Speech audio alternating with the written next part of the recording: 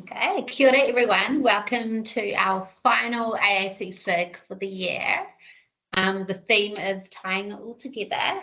We will start with our karakia. We'll open.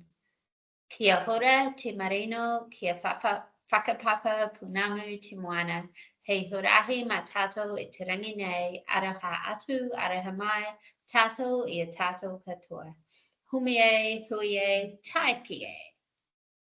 So welcome everyone. We'll just start with a couple of notices. Straight after this, we have the Athens AGM. You probably all would have been emailed a link. So feel free to jump on straight after. And the recording from last term's SIG will be posted this week. Sorry for the delay. Okay, so the theme is tying it all together. So Sophie from the lovely Sophie from Child Development in Whakatane has a case study to share with us all. And then we thought we'd open the floor to see if anyone else has a case study that they want to share. And then we can perhaps go through some problem solving together and do some brainstorming as a group. So if anyone has anything to share there, just have a think and we'll open up the floor. So we'll pass over to Sophie. Thank you very much. So I just wanted to bring and talk about a little boy. He's now 23 months, so I've just got one more month with him from a communication perspective before I have to discharge as part of the Child Development Service. I've known him since he was born. So he's got a diagnosis of cerebral palsy, which was secondary to intracranial hemorrhage and ischemic stroke, which was fairly shortly after birth. He is also diagnosed with focal epilepsy, and he's had poor weight gain and constipation issues since birth. So he has been known to me since, pretty much since birth. He's had some feeding difficulties.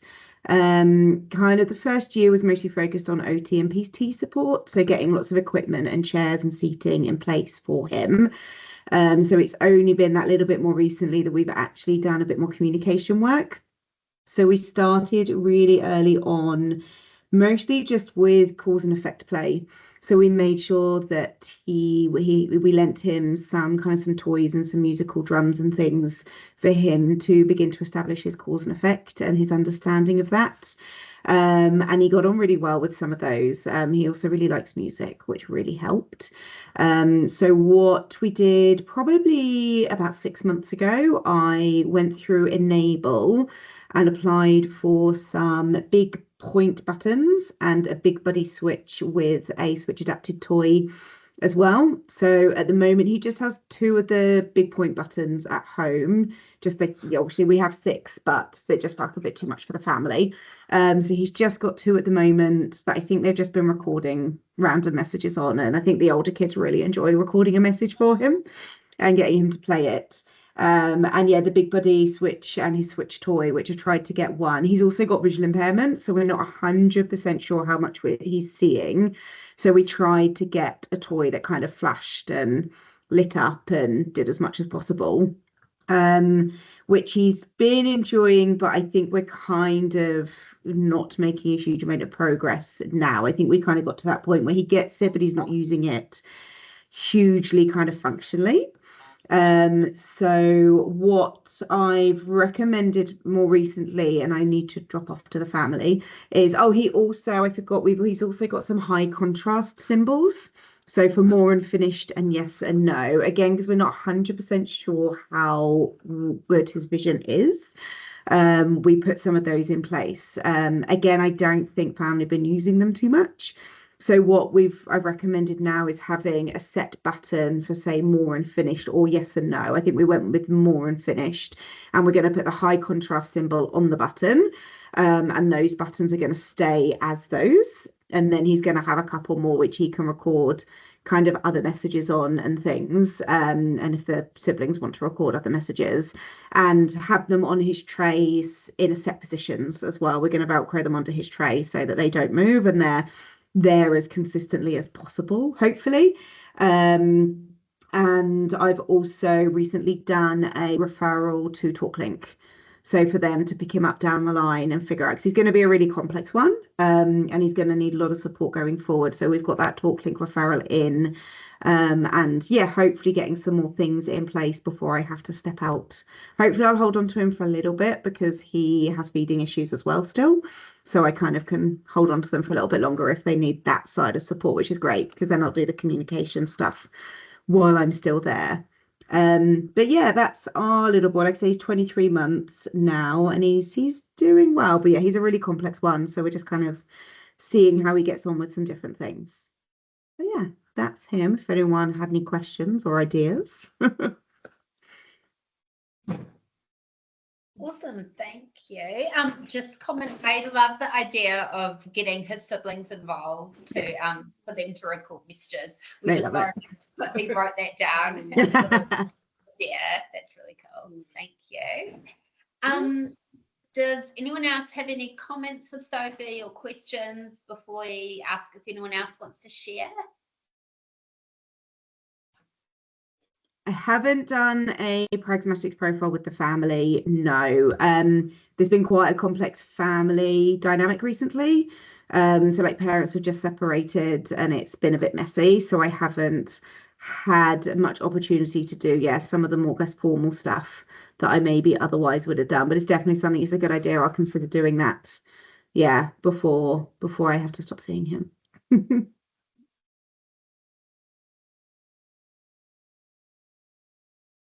Oh, is that the right hand? Yeah. Sorry, Ray, it looked like you raised your hand. Do you have a question? Oh, you're muted. Sorry, you're muted. Oh, hi, sorry, I just typed a message in. I was just wondering, the Switch adapter toy that you said you got funded, did you apply for that through CAT Level 1 assessment? Yeah, so I've got CAT Level 1, so then through Enable I can go through the steps and get switches and the switch toys and the buttons and things. The Switch adapter toys first through TopLink. Pardon, sorry? Go ahead and apply for them. Yeah. Cool, thank you. Yeah, I've had success with a couple of my little ones, getting just the switches and the switch toys through Enable myself. Yeah. Yeah. Awesome, thank you.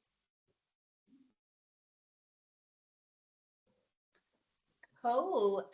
If we have no more questions for Sophie, we might just open up the floor to see if anyone has a case study that they want to share from this year.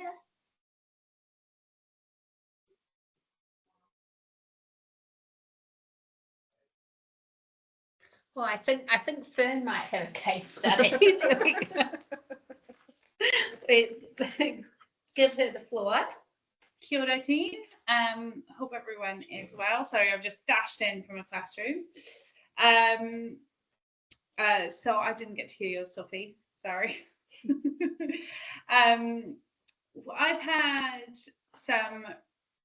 a few different instances of some good experiences using mid-tech alongside a more comprehensive system, and where we've had like a transition into a more sort of robust high-tech system.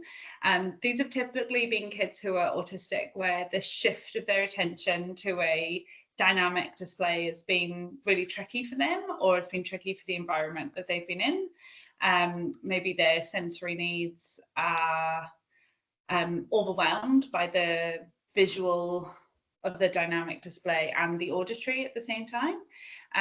So I had a young man in Te Tai Tokoro, gosh, a very long time ago now, who took to using a call board for making requests during motivating activities so incredibly quickly. And you used to be able to get a device called Talk to Me 100, which is a mid-tech device with 100 call words on it. You couldn't turn the volume up or down, you couldn't change any of the vocabulary, it just was what it was. But it enabled him to have a way of communicating with his peers using voice output without the overwhelm, because he was quite stuck on iPads and what iPads did. Like, he just couldn't get beyond that, but he really needed a robust core language system. And so he had his core board and the Talk to Me 100. And you know, the speed at which he moved to using like 2 or 3 word utterances was pretty quick and efficient. And then once, we also had a tricky situation where the school were finding it difficult to engage him. He was spending a lot of time in a room off the side of the classroom on his own, not really engaging in things. He was doing behaviour like standing on people's morning tea and then running away to initiate games, which is really effective because then people chase him. But he was kind of, we had to spend some time kind of showing his potential before we could really launch into something, because there was a lot of feelings that perhaps he wouldn't be able to do X, Y, and Z. So by using mid-tech, we were able to really demonstrate to people around him what he was capable of.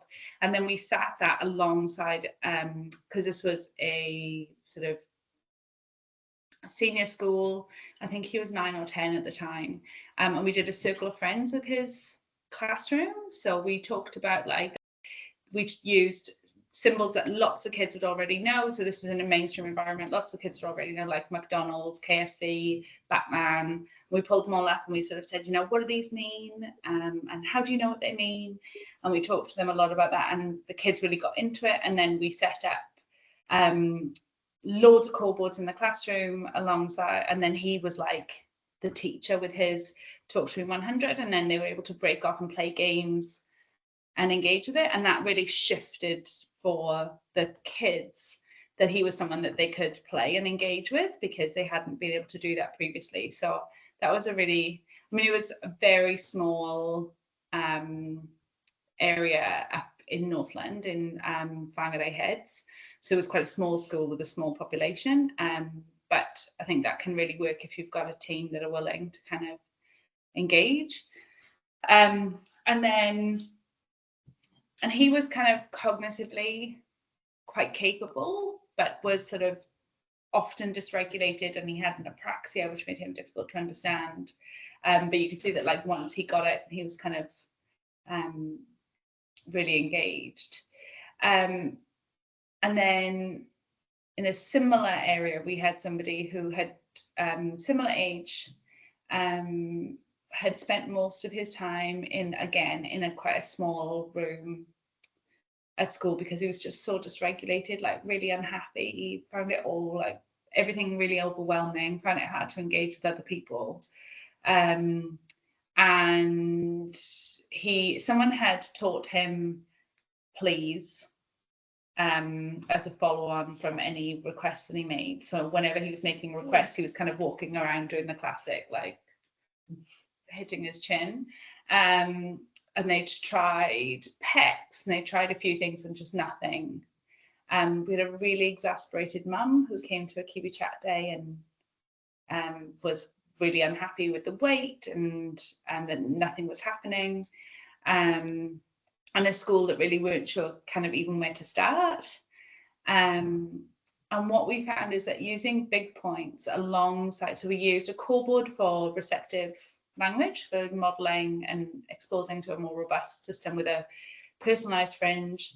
And then we used big points during highly motivating sensory play in a teach style. So we had sort of like boxes of really highly engaging activities.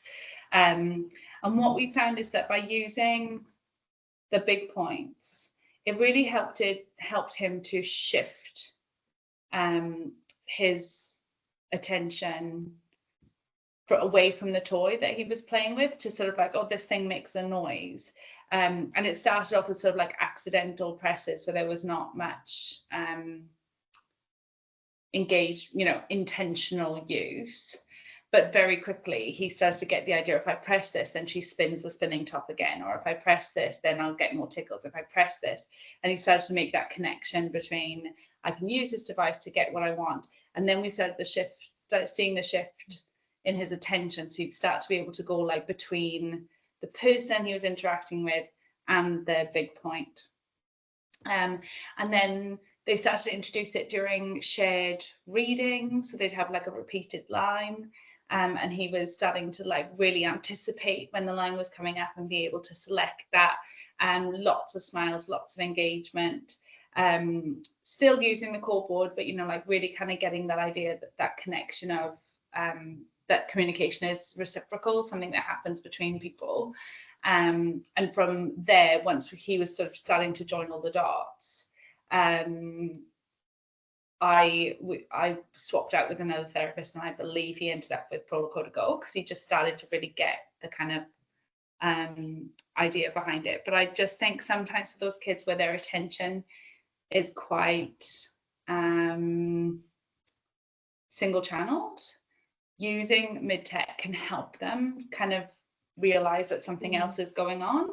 And I've even had that just this week with some of our new entrant kiddies, where there's like accidental presses of the step-by-step, and then something's happening, and it's those incidental, you know, when you've got someone honoring that communication attempt, then really starting to make those connections that wasn't happening as quickly with a low-tech system. And I think it just gives that extra element for some of our kiddies where attention shift is tricky.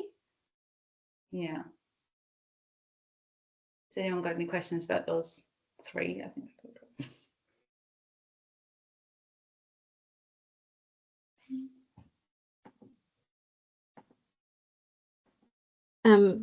I just appreciated your comment about the core board with the personalised fringes being used as a receptive strategy, because I think we do these things, and then and it's quite validating, isn't it? Because I think we do need to puzzle these things together for kids, and it's nice to hear the core board being used in that way as well. Yeah, and I think that's it, is that for him, he couldn't effectively shift his attention, but he really needed that like input, and he had a really amazing STOS teacher who was really keen to keep modeling. And I think that's the key aspect, is you've got to have somebody that's kind of keeping on modeling. And then when like physically the mid-tech was close to the core board and someone was modeling on the core board and he was using the mid-tech, he was more easily able to shift his attention. And so then he started to get really inquisitive about the core board. But prior to that, his attention was just not.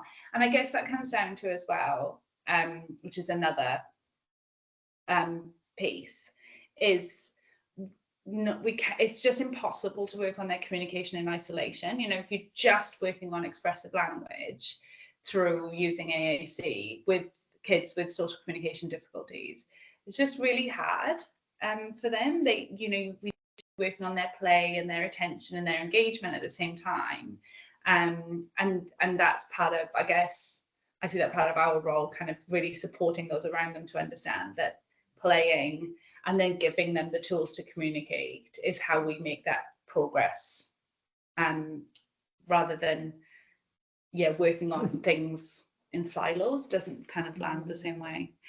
Helen, I think there's definitely an app, and it's like $14 for the Talk to Me 100, and I know that last time we asked DTSL it was like impossible to get, but somebody who now works at TalkLink might be able to.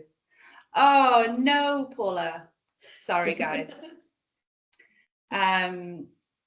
You and I mind you, I will say the newer Go Talks don't tend to have the pause. So what was really nice about the Talk to Me 100 is you can combine symbols without that like lag that you used to get with the Go Talks. But I think the Go Talk Light Touch, you don't get that as much unless you purposely record, you know, a pause in it. So you could use a Go Talk or a Quick Talker the same way in theory, I would think. Yeah.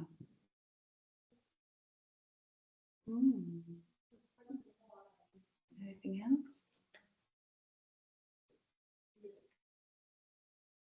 Cool, thanks, Ben.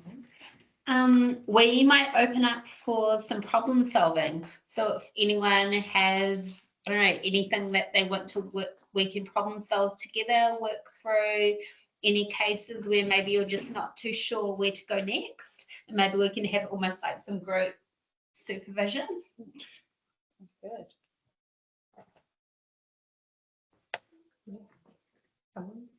Helen? Yeah. Yeah.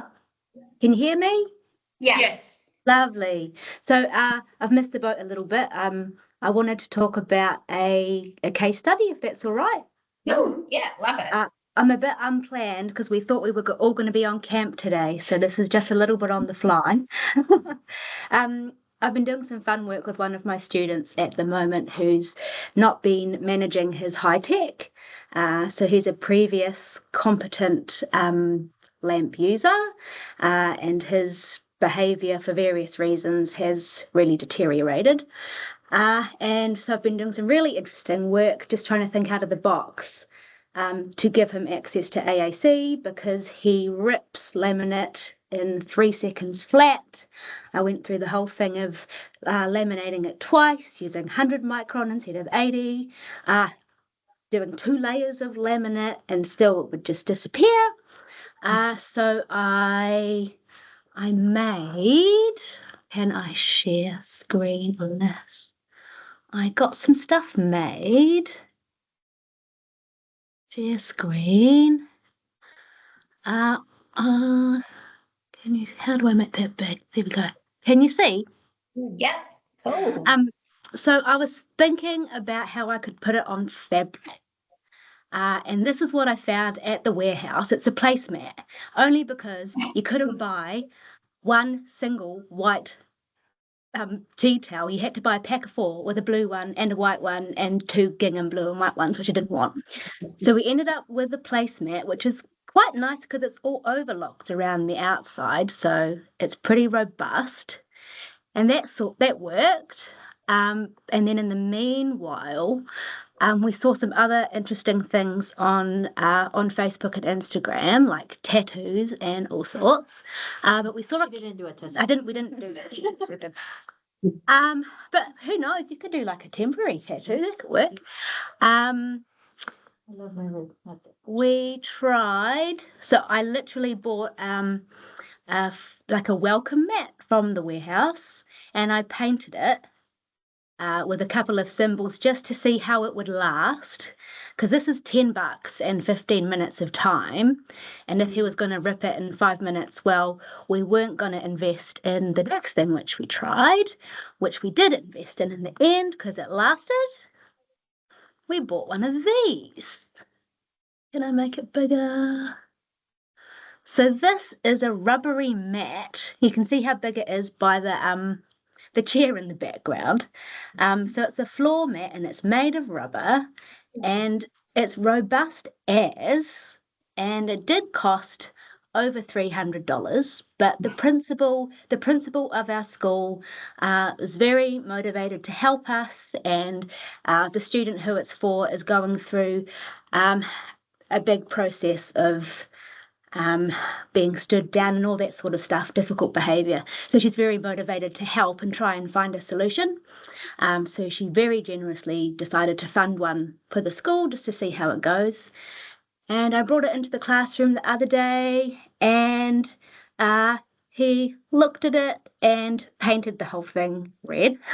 So I was glad it wasn't carpet, because I thought it was going to be made of carpet, but it's actually rubber. So I whacked it in the shower, hosed it off, good as new, and then the class team have been telling me he's been using it with his foot to ask for drink. He'll also point to all, and then they scan through the people who he often wants to talk about. And it's been quite successful for a student who otherwise he's throwing his device and it's broken and it's at talking and then he's got nothing and then he's more dysregulated and. So I just thought I'd share that because it's something different, and yeah.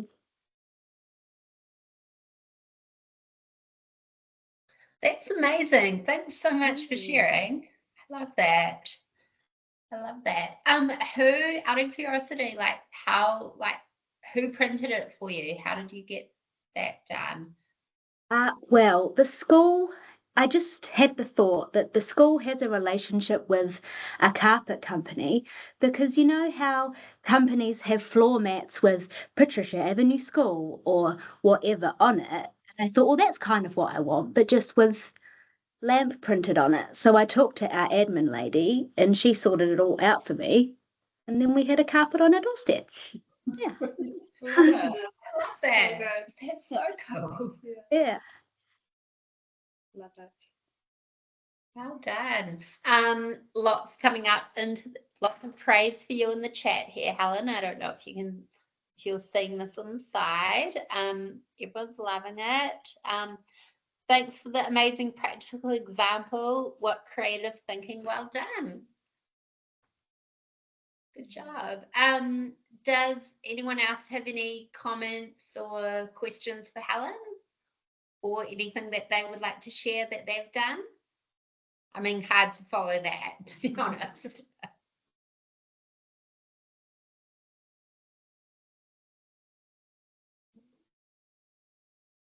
Cool.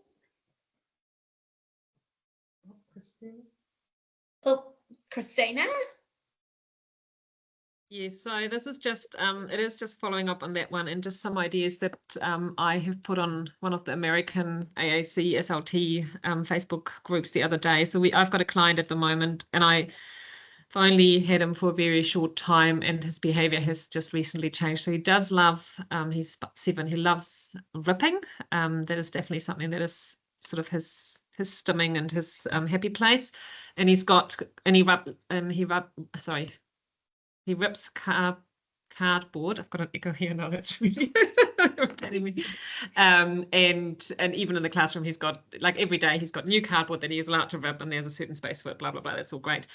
But the family wanted some symbols, and he started ripping those and eating them. And I just put it on one of the Facebook groups and said, "What are you guys doing?" And had some nice feedback there. So one of them was from, oh gosh, Shona, I'm really slow with words today. So one was from Shona talking about the waterproof paper that pod books are made out of, and that's definitely something that we might look into. But some other ideas were putting symbols into baby food lids, and because they're quite hard to get out of that. And I don't think it's him destroying the symbols. It seems to be that ripping effect that he likes. He has got some symbols that he doesn't rip, so we're not quite sure why he rips the getting dressed ones, but not the hygiene ones. And another idea that I quite liked was they talked about these little plastic sleeves that they talked, because it was an American side, it was baseball card sleeves, but I think we use them here more for sort of special cards that people collect. You can get them for $5 at I think lots of places. They popped up for me on Mighty Ape, and what we might be trying to look at is potentially putting a piece of magnetic tape behind it, and then because what we're wanting to do is, it's actually supposed to be a schedule, so we want to be able to move the pictures and giving that a trial. But it's been quite fun looking at what else is there and what else could we try, and sharing that with the family. And I'm just going to say, like I said to her yesterday, I've got quite a few ideas. You have a look at it and see which one we'll want to try first. And yeah, and thinking outside the box. But I like those. It was there. People were really forthcoming with some ideas of when children can't cope with just a laminated symbol. So there you go. And I will have a look, Paula, of what you said. That sounds great. Cool. Another one from Helen. You reminded me, I had another idea. You know how at the warehouse, when you go to get your photos printed, they have photos and canvases, and you can get coasters and all sorts of stuff. You can actually also get carpets printed there. And the school had already gone about buying our bougie $300 mat before then, but it was only $100 instead of $300, but they're made of carpet. So if anybody wants a more budget-friendly option to try, that could be another option. Thank you.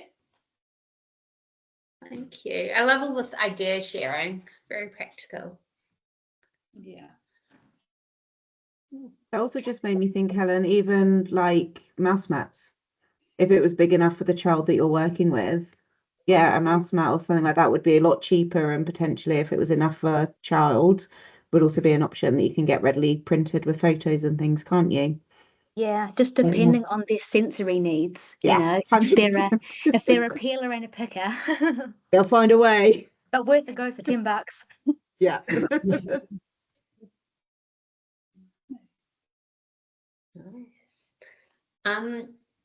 Just before we wrap up, we want to ask about for next year, if anyone has any ideas moving forward for topics they'd like to talk about, anything that would be useful for us to know when we're planning the SIGs for 2025.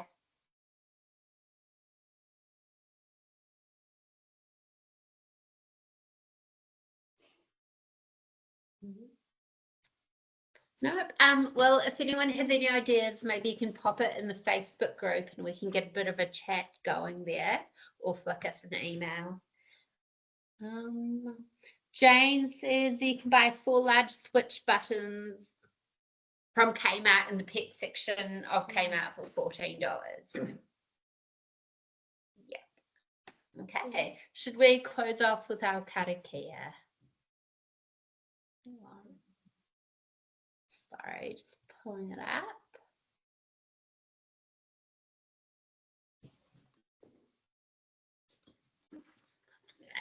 Kia whakaria te tapu, kia waitia Aotearoa, kia tiruki whakataha ai, kia tiruki whakataha ai, homie huie tai kia.